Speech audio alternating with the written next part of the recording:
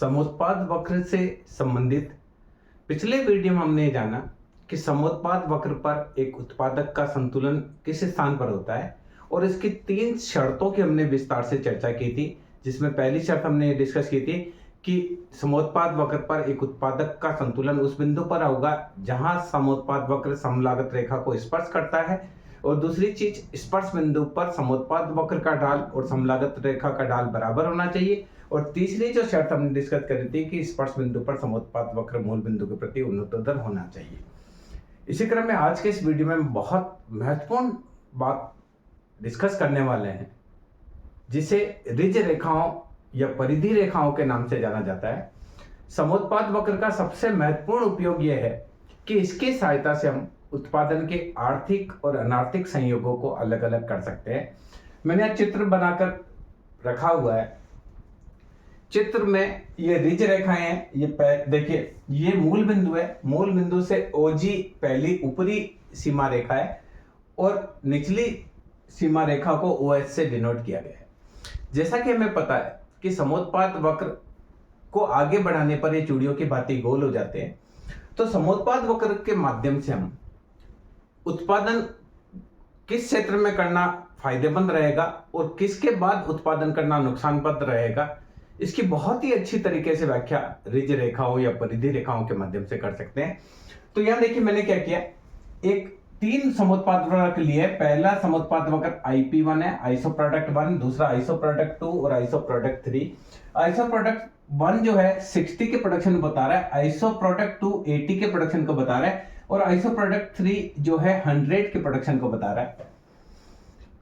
अब हमने देखा ये जो रिज रेखाएं बनाई है, जहां से श्रम की सीमांत उत्पादकता शून्य और उसके बाद ऋणात्मक हो जाती है, उस बिंदु को जहां जहां श्रम की सीमांत उत्पादकता शून्य है, ए बिंदु, बी बिंदु, सी बिंदु, इससे हमने निचली सीमा रेखा या निचली परिधि रेखा बनाई है जिसको OH से डिनोट किया है। और जिस स्थान के बाद पूंजी की सीमांत उत्पादकता शून्य और उसके बाद ऋणात्मक हो जाती है, उसको हमने DEF जो बिंदु है उसको मिलाकर OG जो ऊपरी सीमा रेखा बनाई है।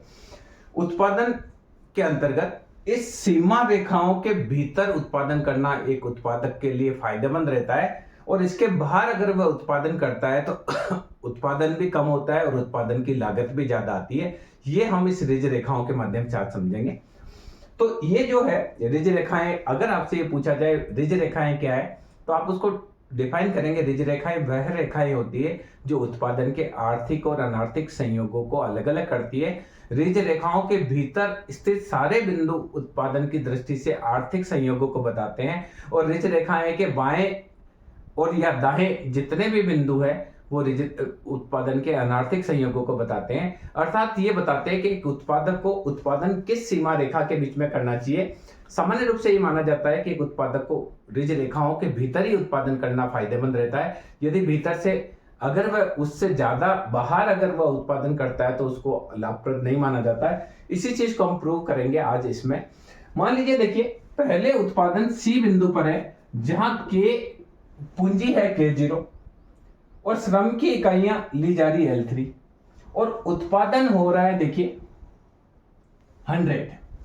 C बिंदु पर आप कंसंट्रेट करेंगे तो C बिंदु IP3 पर स्थित है जहां 100 उत्पादन हो रहा है, जहां मशीन ली जा रही KO और श्रम जो नीचे हम यहां श्रम बता रहे हैं, श्रम की मात्रा OL3 ली जा रही। अगर इसके बाद ये उत्पादन की दृष्टि से C बिंदु आर्थिक संयोग है, अगर इसके बाद भी अगर फर्म के द्वारा लेबर ज्यादा यूज की जाती है, तो इस जगह देखिए आप C के बाद आप C' बिंदु पर आ जाइए। C' बिंदु पर श्रम के द्वारा फर्म के द्वारा OL3 की जगह OL4 लेबर ली गई, पर उत्पादन जो है वो IP2 पर आ जाता है, यानी उत्पादन घटकर 80 हो जाता है।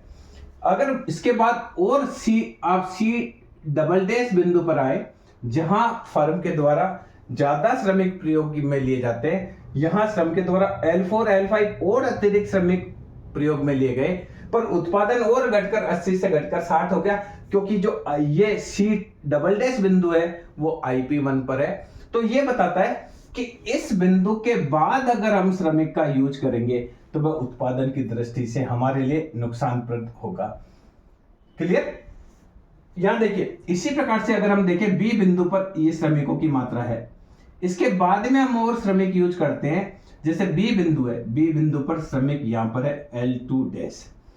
अगर बी बिंदु के बाद और श्रमिक यूज किए जाते हैं और L2 डैश से L4 श्रमिक यूज किए जाते हैं तो उत्पादन बढ़ने के स्थान पर घट जाता है। बी बिंदु पर उत्पादन आप इस रेखा पर देखेंगे तो आएगा 80, और इस बिंदु से बाद में हम अगर लेबर L2 से L4 यूज करते हैं तो यहां ये आएगा बी डैश, और इस बी डैश पर ज्यादा श्रमिक लगाकर भी उत्पादन ये यहां पर 60 हो जाता है। तो कहने का तात्पर्य है कि निचली सीमा रेखा वह सीमा रेखा होती है जिसके बाद ये सीमा रेखा होती है जहां श्रम की सीमांत उत्पादकता शून्य हो जाती है। इसके बाद यदि श्रमिक लगाए जाते हैं तो फर्म को उत्पादन बढ़ने के स्थान पर घट जाता है। ज्यादा श्रमिक लगाते, ज्यादा मजदूरी खर्च करनी पड़ती है और उत्पादन कम प्राप्त होता है। तो ये उत्पादन के अनार्थिक क्षेत्र को बताता है। इसी प्रकार से हम देखेंगे कि अगर आप F बिंदु लें तो इस F बिंदु पर देखिए श्रमिक L2 लिए गए, पूंजी K1 ली गई। F बिंदु पर श्रमिक L2 लिए गए, पूंजी K1 ली गई और उत्पादन होता है 100। देखिए F बिंदु आइसो प्रोडक्ट 3 पर है जहां 100 उत्पादन होता है। अब इस सीमा के बाद ये जो सीमाएं हैं D, E, F, ये जो बिंदु है ये बताते हैं कि इसके बाद यहां इन तीनों बिंदु पर पूंजी की सीमांत उत्पादकता शून्य है। इसके बाद अगर पूंजी बढ़ाई जाती है तो पूंजी से ऋणात्मक प्रतिफल मिलते हैं। मैं आपको ये प्रूव करके बताता हूं कि किस प्रकार से इसमें ऋणात्मक प्रतिफल मिलते हैं।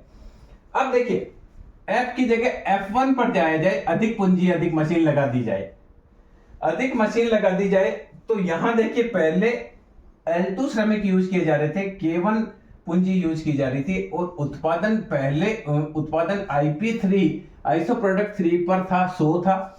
इसके बाद एक लिमिट से ज्यादा मशीन लगाई गई, उत्पादन F1 डैश पर आया, यानी श्रमिक उतना का उतना ही है। हमने पूंजी K1 K3 ज्यादा यूज की गई और उत्पादन बढ़ने के स्थान पर घट गया। पहले 100 उत्पादन था, अब 80 हो गया। इसके बाद अगर F डबल डैश बिंदु पर जाया जाए और मशीन का यूज किया जाए तो उत्पादन बढ़ने के स्थान पर घट जाता है। इसका मतलब इस सीमा के बाद हम ज्यादा अगर मशीनें लगा रहे हैं तो उत्पादन बढ़ने के स्थान पर क्या हो रहा है, घट जा रहा है। इसका मतलब ये जो क्षेत्र है इसमें marginal productivity of capital negative है और यहां marginal productivity of capital labour negative है।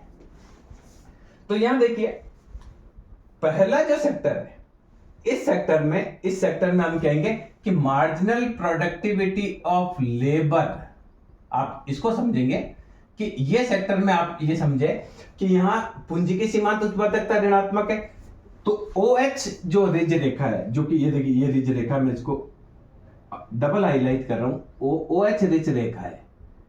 इस रिज रेखा के इधर श्रम की सीमांत उत्पादकता ऋणात्मक है, पूंजी की सीमांत उत्पादकता धनात्मक है। यहां हम कह सकते हैं कि यहां मार्जिनल, देखिए फर्स्ट स्टेज ऑफ कैपिटल है और थर्ड स्टेज ऑफ लेबर है। ये जो दूसरी ऊपरी वाली रिज रेखा है, ये जो मैंने इसको दोबारा आपको देखो पेन चला के बताया, इस रेखा के इधर ऊपर marginal productivity of capital negative है, marginal productivity of labour positive है। या हम कह सकते हैं यहां जो है, यहां फर्स्ट स्टेज ऑफ लेबर है और थर्ड स्टेज ऑफ कैपिटल है। केवल यही सेक्टर ऐसा है जहां मार्जिनल प्रोडक्टिविटी ऑफ लेबर भी पॉजिटिव है, मार्जिनल प्रोडक्टिविटी ऑफ कैपिटल भी पॉजिटिव है। यहां हम कह सकते हैं सेकंड स्टेज ऑफ लेबर है और सेकंड स्टेज ऑफ कैपिटल है। तो एक उत्पादक की हमेशा इस सेक्टर में करना चाहता है, जैसा कि हमने परिवर्तनशील अनुपातों के नियम में देखा था कि उत्पादक उत्पादन की हमेशा द्वितीय अवस्था में ही उत्पादन करना चाहता है।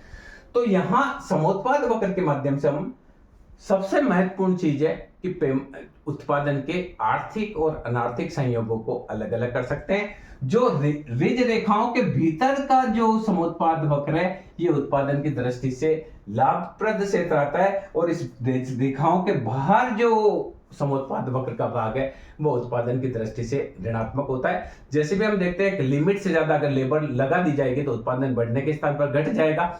इसी प्रकार से एक लिमिट से ज्यादा अगर मशीनें आ जाएगी तो मशीनों की वजह से उस मशीनों पर जो पूंजी विनियोग किया जाएगा उसका ब्याज ऋणात्मक प्रतिफल प्रदान करेगा।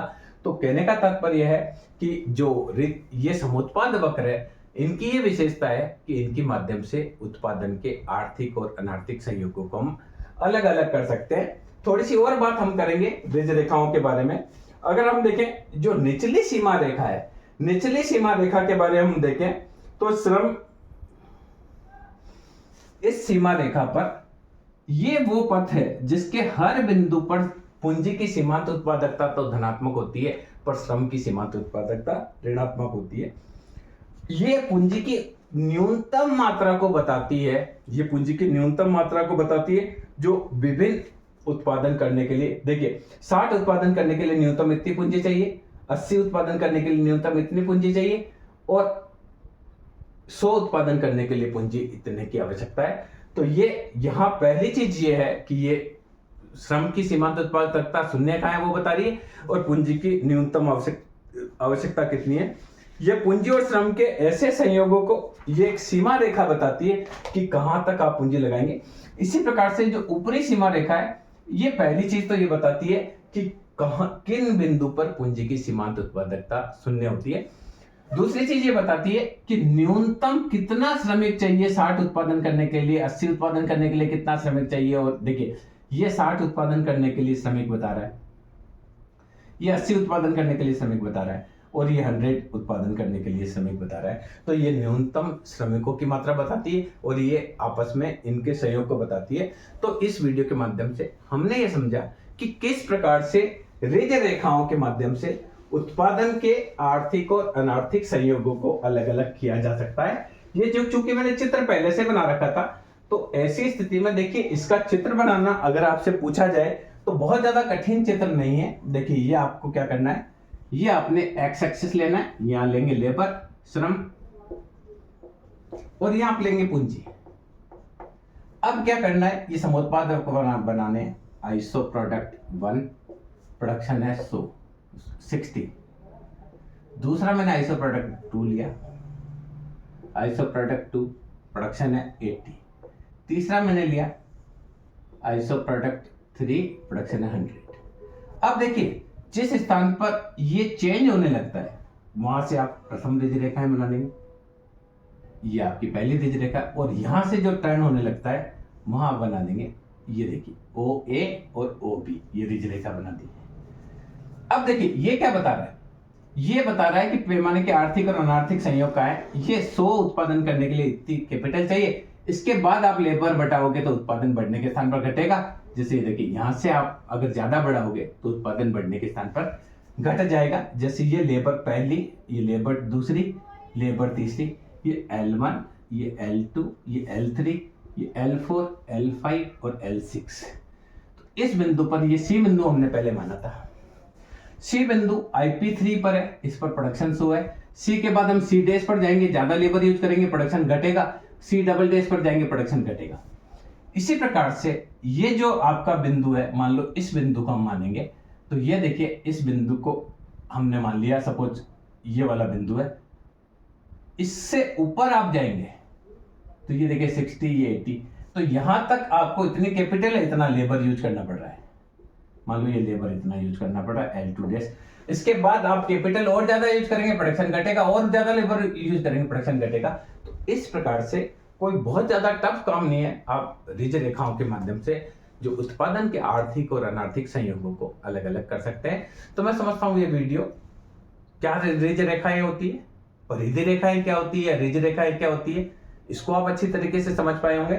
किस प्रकार से जो OA और OB जो ऋज रेखाएं हैं, इनके भीतर उत्पादन करना आर्थिक दृष्टि से फायदेमंद होता है, और अगर OA ऋज रेखा के ऊपर हम प्रोडक्शन करेंगे तो यहां श्रम की सीमांत उत्पादकता ऋणात्मक हो जाएगी, ये पूंजी की, और ये जो बिंदु है, इन बिंदु पर पूंजी की मार्जिनल प्रोडक्टिविटी शून्य होती है, और ये जो बिंदु है इस पर श्रम की मार्जिनल प्रोडक्टिविटी शून्य होती है, या श्रम की सीमांत उत्पादकता शून्य है, इसके बाद श्रम की सीमांत उत्पादकता ऋणात्मक हो जाती है, या पूंजी की सीमांत उत्पादकता शून्य है, इसके बाद पूंजी की सीमांत उत्पादकता ऋणात्मक हो जाती है। तो यहाँ marginal productivity of capital negative है, marginal productivity of labour positive है। यहाँ श्रम marginal productivity of labour negative है, marginal productivity of capital positive है। यहां हम बात करेंगे तो मार्जिनल इन तीनों पर मार्जिनल प्रोडक्टिविटी ऑफ लेबर शून्य, मार्जिनल प्रोडक्टिविटी ऑफ लेबर शून्य, मार्जिनल प्रोडक्टिविटी ऑफ लेबर शून्य, मार्जिनल प्रोडक्टिविटी ऑफ लेबर शून्य। और ये बिंदु है, ये तीनों बिंदु है, इन तीनों बिंदु पर मार्जिनल प्रोडक्टिविटी ऑफ कैपिटल शून्य होती है। तो यहां देखिए ये फर्स्ट स्टेज ऑफ लेबर होती है और थर्ड स्टेज ऑफ कैपिटल होती है। ये सेकंड स्टेज ऑफ लेबर और सेकंड स्टेज ऑफ कैपिटल होती है। या इसमें मार्जिनल प्रोडक्टिविटी ऑफ लेबर भी पॉजिटिव होती है, मार्जिनल प्रोडक्टिविटी ऑफ कैपिटल भी पॉजिटिव होती है। और यहां हम कह सकते हैं कि थर्ड स्टेज ऑफ लेबर है और फर्स्ट स्टेज ऑफ कैपिटल है। तो हमने जब परिवर्तनशील अनुपातों का नियम पढ़ा था तो उसमें भी क्लियर कहा था कि उत्पादक उत्पादन की द्वितीय अवस्था में ही इसलिए उत्पादन करना पसंद करता है क्योंकि यही एक ऐसी अवस्था होती है जहां श्रम और पूंजी दोनों की सीमांत उत्पादकता पॉजिटिव होती है। जो उत्पादन की प्रथम अवस्था होती है जिसमें श्रम की सीमांत उत्पादकता पॉजिटिव होती है पर पूंजी की सीमांत उत्पादकता नेगेटिव होती है। और तीसरी स्टेज जो होती है उसमें श्रम की सीमांत उत्पादकता ऋणात्मक होती है और पूंजी की सीमांत उत्पादकता धनात्मक होती है।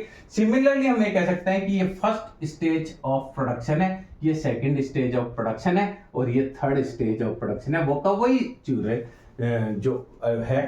तो हम ये कह सकते हैं कि रिज रेखाओं का सबसे बड़ा उपयोग क्या है कि रिज रेखाओं के माध्यम से हम उत्पादन के आर्थिक और अनार्थिक संयोगों को अलग अलग कर सकते हैं। तो मैं समझता हूं रिज रेखाएं क्या होती है और किस प्रकार से इन रेखाओं के माध्यम से हम उत्पादन के आर्थिक और अनार्थिक संयोगों को अलग अलग कर सकते हैं। इस वीडियो के माध्यम से आप भली प्रकार से समझ पाए होंगे। धन्यवाद।